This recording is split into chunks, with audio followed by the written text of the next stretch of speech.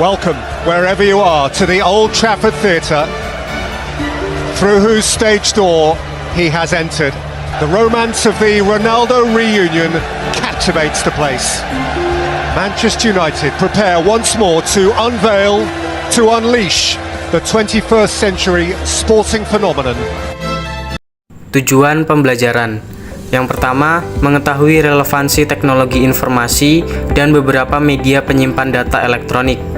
Yang kedua, mengetahui pengertian beberapa media penyimpanan data elektronik. Yang ketiga, mengetahui beberapa hardware media penyimpanan data elektronik. Yang keempat, mengetahui manfaat media penyimpanan data elektronik. Yang kelima, mengetahui aplikasi media penyimpanan data elektronik dalam bisnis.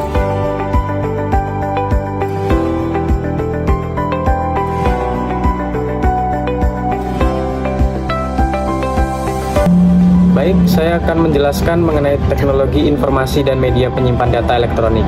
Jadi, teknologi informasi adalah bidang yang berkaitan dengan pengelolaan, pengiriman, dan penyimpanan informasi menggunakan komputer dan perangkat elektronik.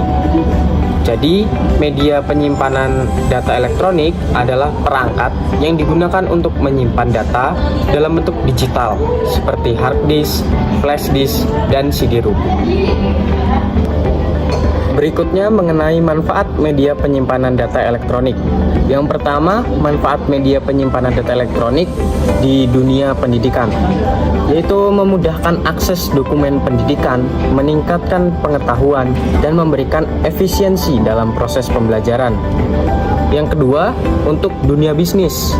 Manfaatnya yaitu memudahkan dalam persiapan data, meningkatkan kinerja dalam bisnis, memudahkan dalam berkolaborasi dan kerjasama, dan bisa menghemat biaya dan waktu, serta memudahkan dalam pengarsipan data. Selanjutnya adalah macam-macam media penyimpan data elektronik.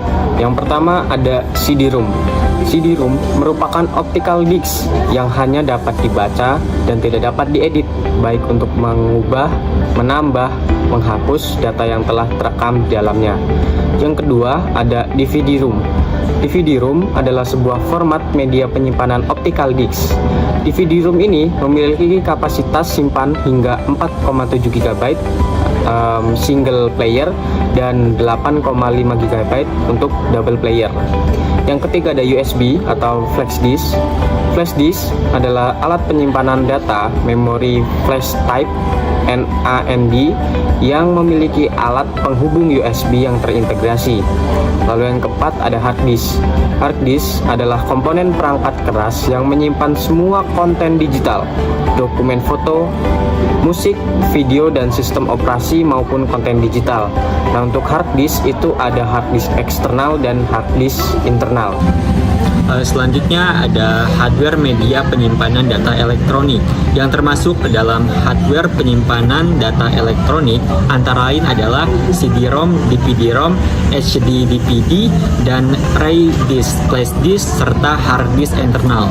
Media penyimpanan data eksternal termasuk produk komputer di mana untuk mengoperasikan media tersebut harus dihubungkan dengan komputer atau dengan perangkat player. Beberapa perusahaan yang memproduksi optical disk di pasar cukup banyak, diantaranya adalah Sony, Panasonic, Samsung, Philips, LG, Toshiba, Sharp, dan Hitachi. Berikutnya ada software media penyimpanan elektronik. Berikut ini adalah contoh dari software yang beredar di masyarakat dan dikemas dalam format CD-ROM atau DVD-ROM, antara lain adalah software untuk program statistik, program akuntansi, program keuangan, program sistem produksi, program desain, program grafis, editing video, editing foto, pengolahan program pengolahan data, serta multimedia player dan burning.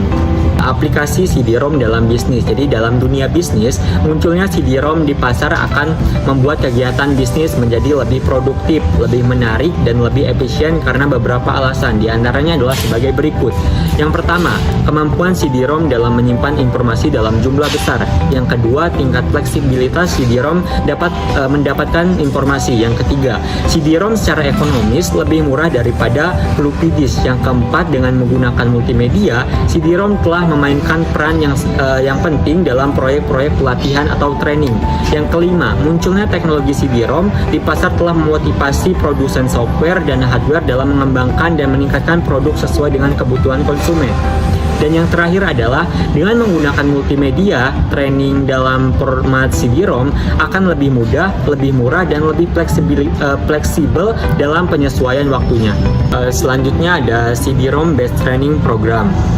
Ini merupakan programmer memasukkan sebuah instruksi dalam sebuah program pelatihan para pegawai secara lengkap, baik teks, gambar, suara, animasi maupun grafisnya. Program ini hanya dalam sebuah CD-ROM yang disebut sebagai CD-ROM Based Training Program. Dengan CD-ROM inilah seorang instruksi atau pelatih dalam suatu organisasi mampu berkomunikasi dengan pihak lain secara lebih efektif dan efisien. Terlebih lagi kalau pelatihan tersebut dihubungkan dengan suatu jaringan jarak jauh seperti menggunakan jaringan satelit, maka yang diperolehnya akan semakin besar dan biaya operasionalnya relatif lebih murah. Pelajaran. Setelah mempelajari bab ini, pembaca diharapkan dapat menjelaskan sekilas sejarah internet, menjelaskan pengertian internet, mengidentifikasi fasilitas apa saja yang ada di internet, menjelaskan bagaimana mesin pencari bekerja, menjelaskan dampak internet terhadap penggunanya, mengidentifikasi inovasi teknologi komunikasi lainnya, menjelaskan tantangan dalam era informasi, dan menjelaskan berbagai situs jaring sosial. Nah, selanjutnya yaitu sejarah dari internet. Gray Haywood menerangkan bahwa sejarah internet bermula pada waktu akhir dekade 60-an saat Departemen Pertahanan Amerika Serikat atau United States Department of Defense memerlukan standar baru untuk komunikasi internet working.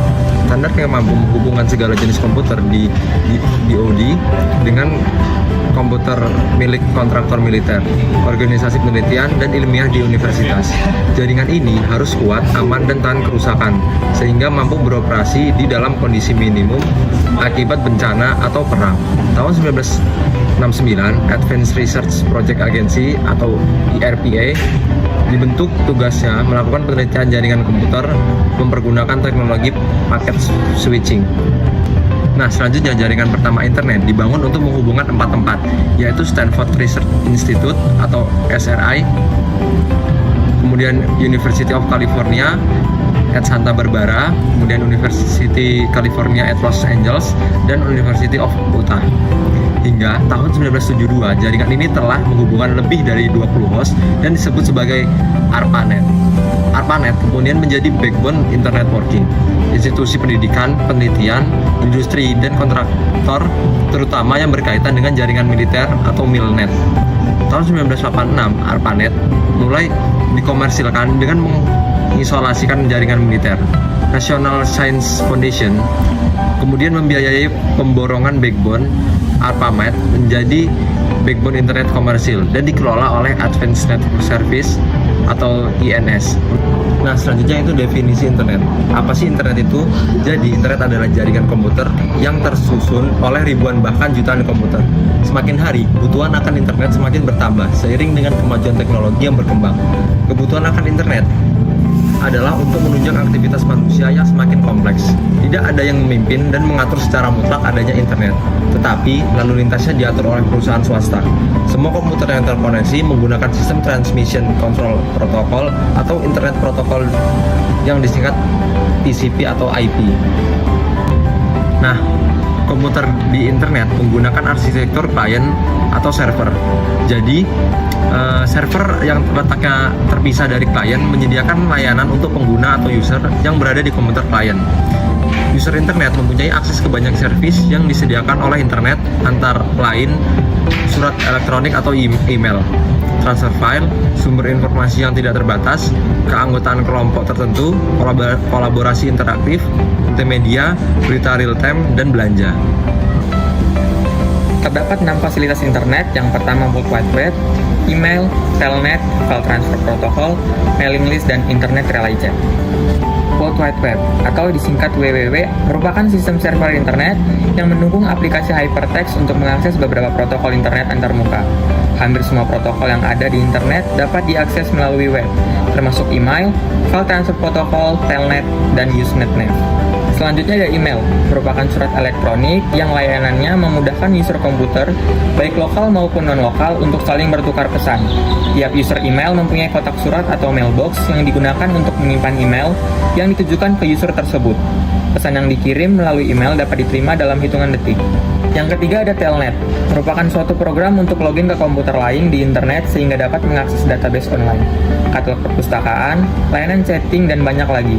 Untuk telnet ke komputer lain, perlu diketahui bahwa alamat komputer tersebut berupa kata, misal mail.uns.ac.id, atau berupa angka, misal 202.158.48.243.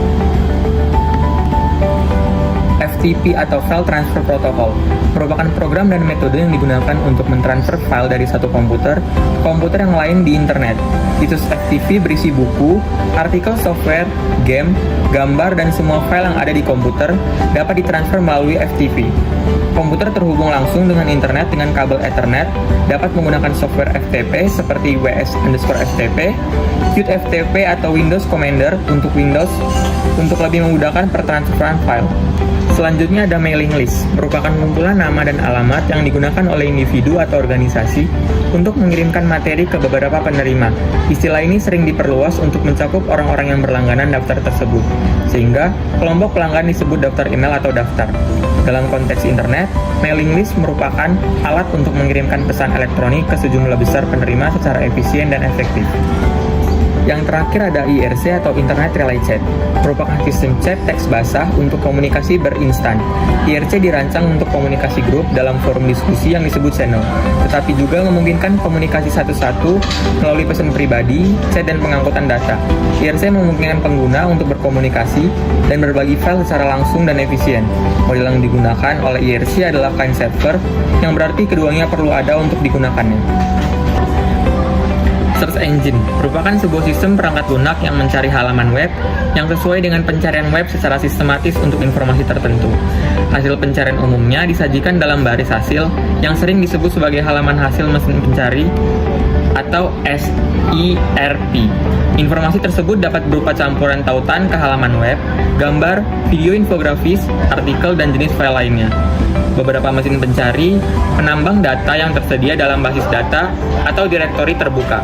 Berbeda dengan direktori web dan situs bookmark sosial yang dikelola oleh editor manusia, mesin pencari mempertahankan informasi real-time dengan menjalankan algoritma pada web crawler.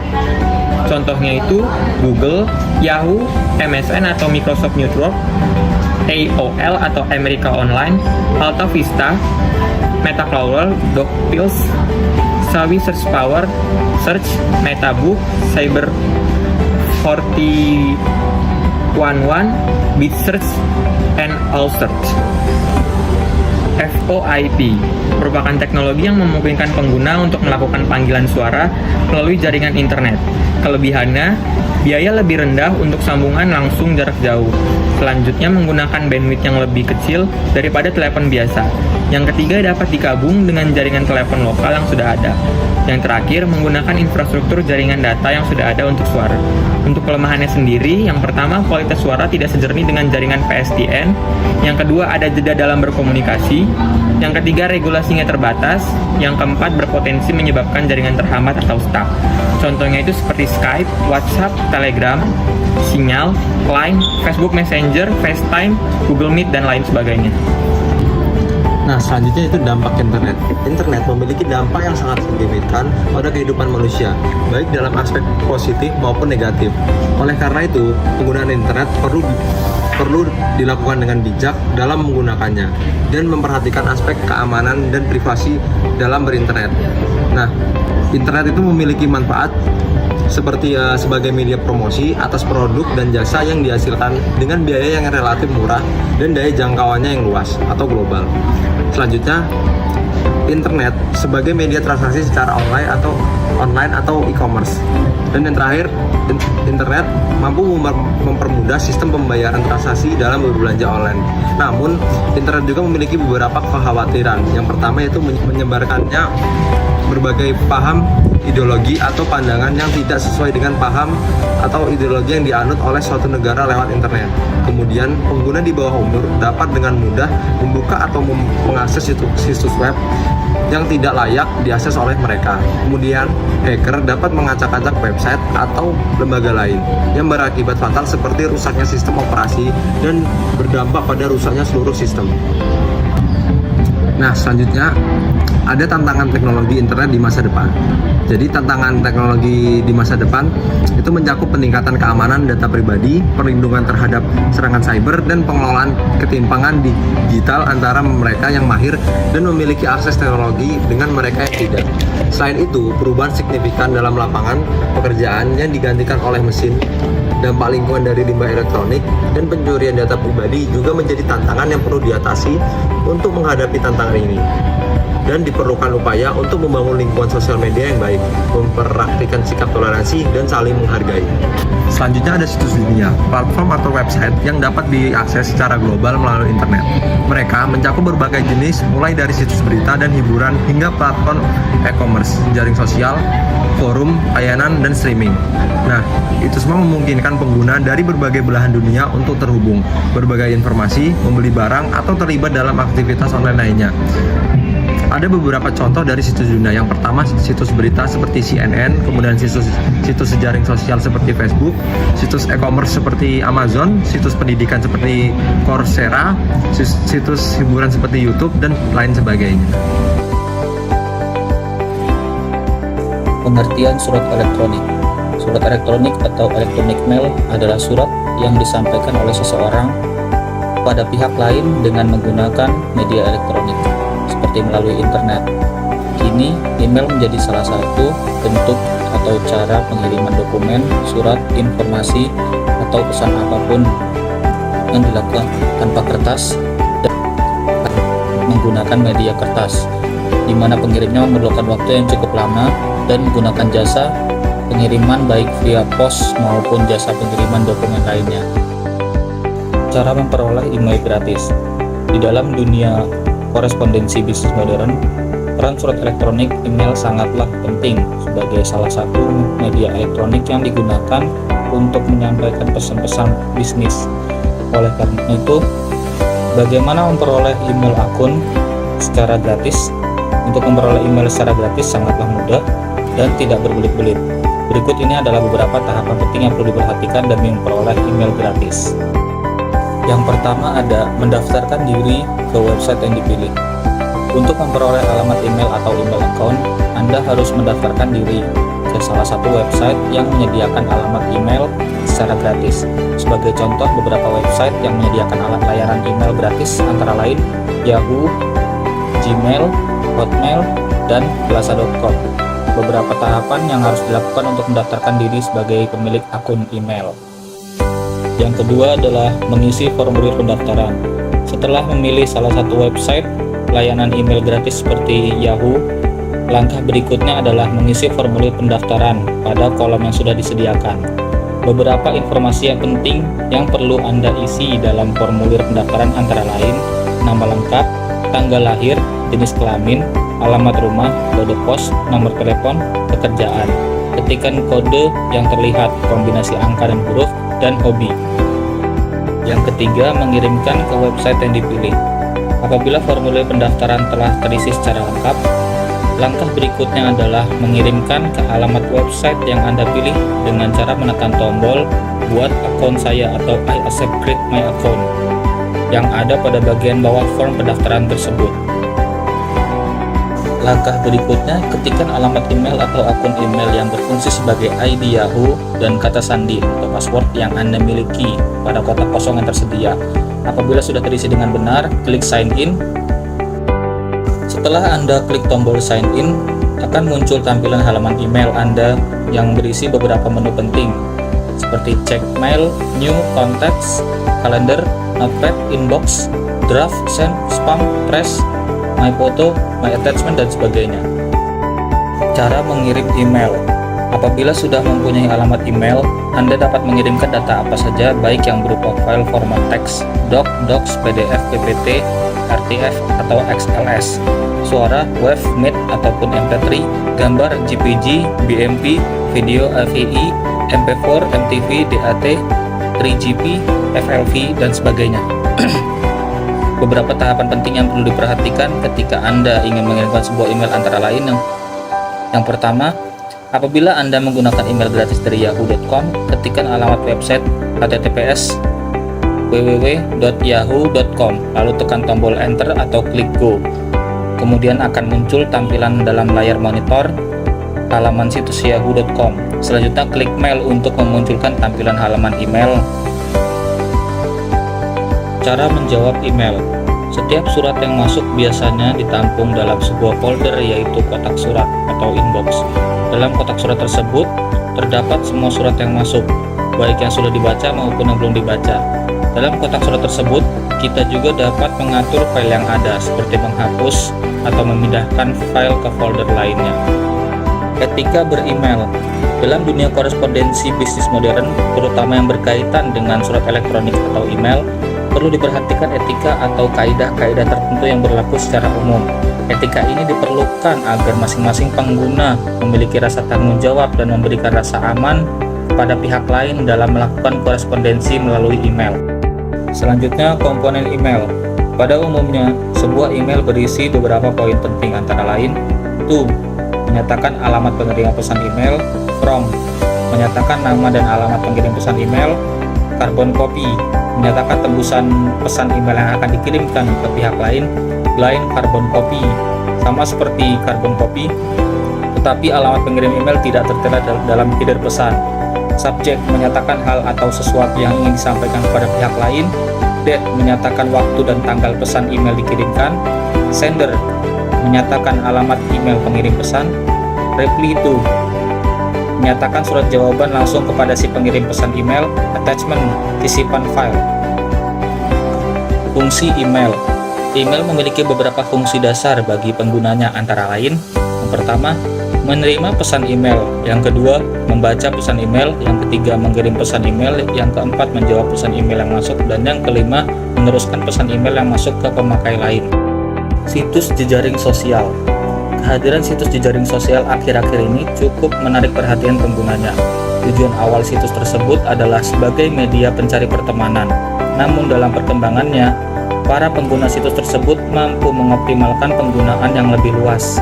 Artinya, keberadaan situs tersebut dapat dimanfaatkan oleh para penggunanya untuk berbagai kepentingan, termasuk kepentingan bisnis. Oleh karena itu, tidaklah mengherankan kalau para pengguna berani mencoba keberuntungan bisnis lewat situs tersebut dengan menawarkan beraneka produk, mulai dari produk kebutuhan harian sampai produk yang unik dengan harga spesial.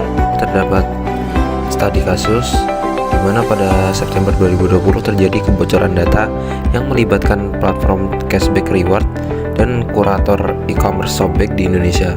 Data pengguna yang terdampak mencakup nama, lokasi GPS, informasi kontak, gender, tanggal lahir, dan nomor rekening. Shopback menemukan adanya akses ilegal ke sistem yang memuat data pengguna. Meskipun informasi seperti kata sandi dan data kartu kredit tetap aman dan terlindungi lewat enkripsi. Nah, solusi yang dapat diambil yaitu pihak Shopback mengambil beberapa langkah untuk mengatasi kasus tersebut. Mereka menganjurkan pengguna untuk mengganti kata sandi dan membedakan kata sandi baru dengan aplikasi lainnya demi keamanan akun. Meskipun informasi penting pengguna seperti kata sandi masih tetap aman dan terlindungi lewat enkripsi, Shopback tetap menganjurkan pengguna untuk mengganti kata sandi sebagai langkah pencegahan tambahan. Kemudian terdapat studi case lagi, yaitu serangan cyber terhadap Equifax pada tahun 2017 di Amerika Serikat. Equifax, sebuah perusahaan kredit besar, mengalami pelanggaran keamanan yang mengakibatkan data pribadi lebih dari 147 juta orang terpapar. Serangan ini terjadi karena kelalaian dalam pemeliharaan perangkat lunak yang rentan terhadap eksploitasi. Para penyerang berhasil memanfaatkan kerentanan perangkat lunak Apache Struts yang tidak diperbarui dengan cepat oleh Equifax. Serangan ini menyoroti pentingnya pembaruan sistem keamanan dan perhatian terhadap kerentanan yang dapat dimanfaatkan oleh pihak jahat di lingkungan digital. Untuk solusi terhadap masalah yang dialami oleh Equifax mengambil beberapa langkah. Perusahaan Equifax memberikan pemantauan kredit gratis dan perlindungan terhadap pencurian identitas kepada semua konsumen di Amerika Serikat. Mereka juga meningkatkan langkah-langkah keamanan keamanan dengan berinvestasi dalam teknologi dan keamanan, meningkatkan sistem IT dan keamanan, serta merekrut kepala petugas keamanan untuk mengawasi pendekatan keseluruhan perusahaan terhadap keamanan informasi. Nah, selain itu, perusahaan ini berupaya untuk mendapatkan kepercayaan publik kembali dengan memberikan komunikasi yang jelas dan tepat waktu tentang pelanggaran dan respon perusahaan. Equifax juga menghadapi konsekuensi hukum dan regulasi, termasuk penyelesaian dengan Federal Trade Commission, Badan Perlindungan Konsumen Keuangan, dan Jaksa Agung Negara bagian, serta setuju untuk membayar setidaknya $575 juta dan potensial hingga $700 juta untuk menyelesaikannya penyelidikan dan gugatan terkait pelanggaran tersebut. Selanjutnya terdapat kesimpulan mengenai 3 materi yang telah kelompok kami presentasikan. Materi teknologi penyimpanan data elektronik dalam komunikasi bisnis, konsep dasar internet, dan surat elektronik dan media sosial membahas tentang bagaimana teknologi informasi telah mempengaruhi cara bisnis berkomunikasi dan menyimpan data. Internet memungkinkan bisnis untuk terhubung dengan pelanggan dan mitra bisnis di seluruh dunia, sementara surat elektronik dan media sosial memungkinkan bisnis untuk mengkomunikasi dengan cepat dan efisien. Namun, teknologi ini juga membawa risiko keamanan data yang harus diatasi oleh bisnis. Oleh karena itu, penting bagi bisnis untuk memahami teknologi ini dan menggunakannya dengan bijak untuk memperkuat komunikasi bisnis dan menjaga keamanan data.